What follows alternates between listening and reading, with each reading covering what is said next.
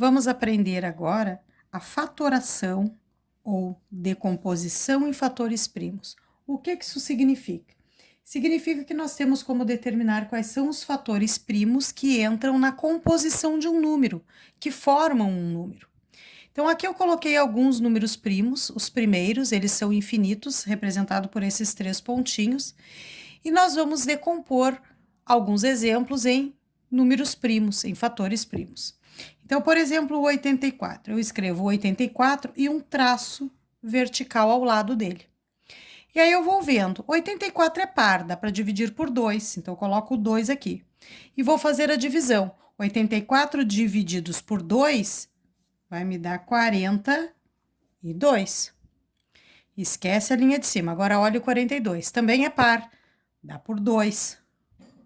Aqui só podem números primos.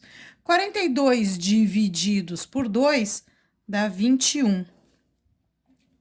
21 não dá por 2, mas dá por 3. 21 divididos por 3 vai dar 7.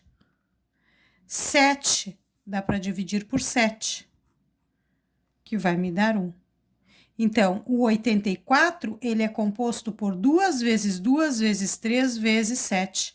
Então, 2 vezes 2 vezes 3 vezes 7.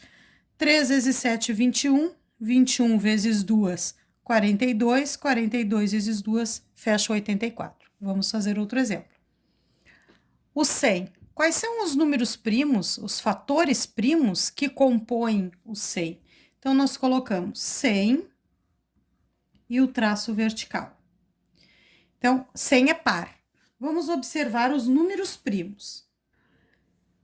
100 é par, então dá para dividir por 2. 100 divididos por 2 dá 50. Coloca o resultado do lado de cá. Olha o 50. 50 também é par, também dá para dividir por 2. 50 divididos por 2 dá 25. 25 só dá por 5, ó, que é o próximo número primo que consegue dividir o 25 e dar resto zero. Então, 25 divididos por 5 vai dar 5. 5 só dá para dividir por 5, que é número primo. 5 divididos por 5 é 1. Então, o que seria o 100? 2 vezes 2 vezes 5 vezes 5. Então, 2 vezes 2 vezes 5 vezes 5. 5 vezes 5, 25. 25 vezes 2, 50. 50 vezes 2, 100. Vamos fazer agora o 250. Então, nós temos aqui 250 e o traço vertical. O traço vertical indica divisão. Então, 250 é par. Vamos começar por 2. Nem sempre começa por 2. É que esses exemplos são pares. 250 divididos por 2, 125. Coloca do lado de cá. 125 não é par. Mas será que ele dá para dividir por 3? Como é que eu sei? Somos algarismos e tem que estar na tabuada do 3. 5, 6, 7, 8. A soma é 8, não tem 8 na tabuada do 3. Então, ele não pode ser dividido por 3. Vamos por 5, porque ele termina em 5, ó. Então, ele dá por 5, que vai dar 125 divididos por 5 dá 25. 25 dá para dividir por 5. 25 divididos por 5 dá 5. 5 dá para dividir por 5, que vai dar 1. Então, o que seria o 250? 2 vezes 5 vezes 5 vezes 5. Então, é só colocar aqui do lado com um sinalzinho de vezes. Pronto. E, por fim, o 120. O 120 também é par. Então, vamos começar por 2.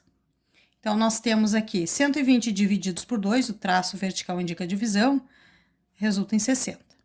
60 também é par, dá para dividir novamente por 2, ó, sempre números primos aqui à direita, que vai resultar em 30. 30 divididos por 2 é 15. 15 não é par, mas está na tabuada do 3, então eu posso dividir por 3. 15 divididos por 3 me dá 5. 5 só dá para dividir por 5, que vai me dar 1.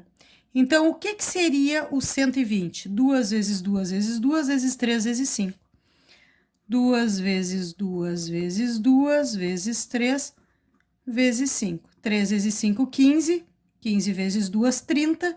30 vezes 2, 60, 60 vezes 2, 120. Sempre desta maneira. Deste lado aqui, eu só posso usar os números primos. Normalmente esses números ficam na ordem, mas não é obrigada.